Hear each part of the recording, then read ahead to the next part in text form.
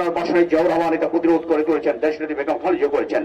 দুর্ভাগ্যজনক সত্য, আমরা তারা যে প্রতিবাদ করে রুখে দাঁড়িয়েছিলেন সেটা আমরা ধরে রাখতে পারিনি। ভারতের বিরুদ্ধে একটি শব্দ পর্যন্ত উচ্চারণ করতে দেয়নি বাংলার নতুন নেতৃত্ব যে শেখ হাসিনা। বলেছেন সবাই মাওলানা ভাসানী অত্যন্ত দূরদৃষ্টি সম্পন্ন রাজনৈতিক চিন্তাশীল ব্যক্তি, সমাজ চিন্তক এবং দার্শনিকও।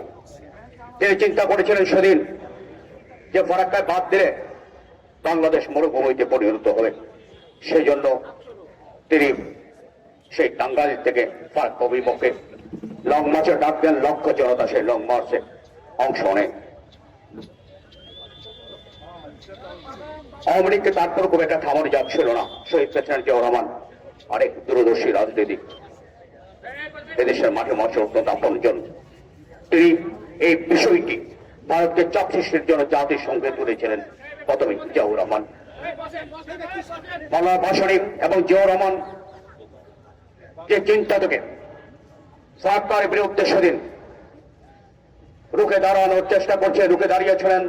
আজকে তাদের সেই চিন্তা চেতনার প্রতিটি জিনিস যেন আমরা হাতে নাতে ফল পাচ্ছি।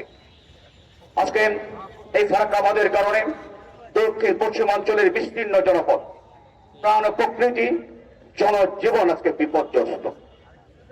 আজকে পানির অভাবে মারা গেছে অনেক নদী, এখনো শতাধিক নদী প্রায় মরণ দশা। ভূগর্ভস্থ পানি অনেক নিচে নেমে গেছে। সাধারণত 25 ফুট পর্যন্ত নিচে থাকলেই ভালো হয়, এখন 31 থেকে 35 ফুট নিচে নেমে গেছে পানি। সেখানে আজকে সুপেয় পানি আর পাওয়া যায় না, টিউবওয়েলে কোনো পানি উঠে না। আজকে কৃষি উৎপাদন, যার ফলে কৃষি উৎপাদন খরচ অনেক বেড়ে গেছে, ফলন কমে গেছে।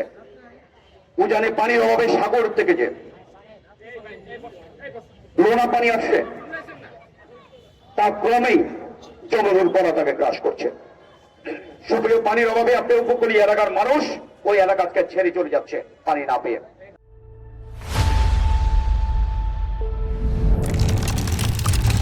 বিলুপ্ত হচ্ছে বহু প্রজাতির মাছ এবং বহু প্রজাতির মাছ সেখানে কিন্তু আপনার পাওয়া যায় না। সুন্দরবন প্রায় ধ্বংসের পথে। আজকে জলবায়ু সেখানে চরম পাওয়াপন্ন। আজকে ফারাক্কা এলাকা যান, দেখবেন যে সেখানে গরমে সেখানকার জমিগুলো ফেটে চৌচির হয়ে গেছে। আর ফারাক্কা তাকান, দেখবেন যে সেখানে পানি ঢেউ খেলছে, শস্য শ্যামল সেখানে ফসল ফলছে। আর আমার এদিক জমিগুলো ফেটে চৌচির হয়ে গেছে। এমনি একটি অবস্থায় আজকে তৈরি হয়েছে, যার জন্য সেদিন মাওলানা ভাসানী জিয়াউর রহমান এটা প্রতিরোধ করে তুলেছেন, দেশনেত্রী বেগম খালেদা জিয়া করেছেন। দুর্ভাগ্যজনক সত্য, আমরা তারা যে প্রতিবাদ করে রুখে দাঁড়িয়েছিলেন সেটা আমরা ধরে রাখতে পারিনি। কেন পারিনি? বাংলাদেশে আওয়ামী লীগের মতো একটি দালাল দল, লেনদুপ্তর্যের মতো একটা দ্বিতীয় লেনদুপ্তর্য শেখ হাসিনার নেতৃত্বে বাংলাদেশে ছিল বলেই আমরা ভারতের আগ্রাসী কার্যকলাপকে আমরা সেদিন রুখে দাঁড়াতে পারিনি। তারা স্বামী স্ত্রীর মতো সম্পর্কের কথা বলে নানা ধরনের কর্মকাণ্ডের মাধ্যমে বাংলাদেশটাকে মোদির পদতলে সঁপে দিতে চেয়েছিল। আল্লাহ রসিম রহমত ছাত্র জনতার অভ্যুত্থানের মধ্যে দিয়ে এই লেনদুপ্তর থেকে ঠেকানো গেছে বলে বাংলাদেশ হয়তো বেঁচে থাকার স্বপ্নটা নতুন করে দেখছে। আপনাদের নিশ্চয়ই খেয়াল আছে কি অবস্থায় নিয়েছিল বাংলাদেশকে। ভারতের বিরুদ্ধে দূর শব্দটি পর্যন্ত শেখ হাসিনা করতে দেয়নি। আমাদের আপনাদের অভিসংবাদ নেতা ইলিয়াস আলীর কথা আপনাদের জানা আছে। ইলিয়াস আলী কি অভিমুখে যে বাদ দেওয়ার কথা শেখ হাসিনা চিন্তা করেছিল, তার বিরুদ্ধে একটি লং মার্চ করেছিলেন।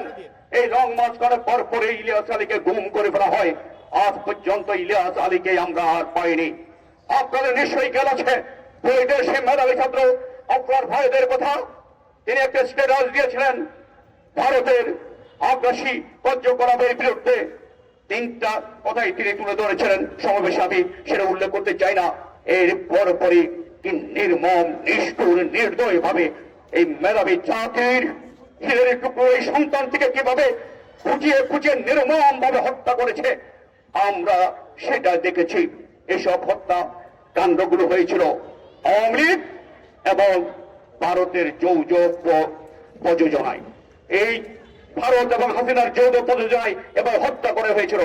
অসংখ্য কথা বলতে পারি, আপনাদের নিশ্চয়ই খেয়াল আছে 2020 সালে স্বাধীনতার সুবর্ণ জয়ন্তী উৎসবে নরেন্দ্র মোদীকে এখানে প্রধান অতিথি করা হলো।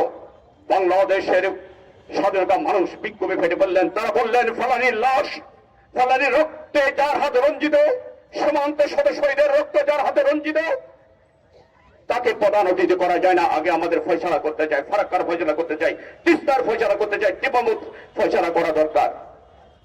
সেদিন একটা স্টার্টার দিয়েছেন 3 জন মেধাবী ইঞ্জিনিয়ার, তাদের নামে সে খেয়াল আছে মাসরুর আনোয়ার চৌধুরী, আসিফ ইফতেখার রিবা এবং কাউসার আলম ফরহাদ। এই 3 জন ইঞ্জিনিয়ারকে খুন করে দেওয়া হয়েছিল।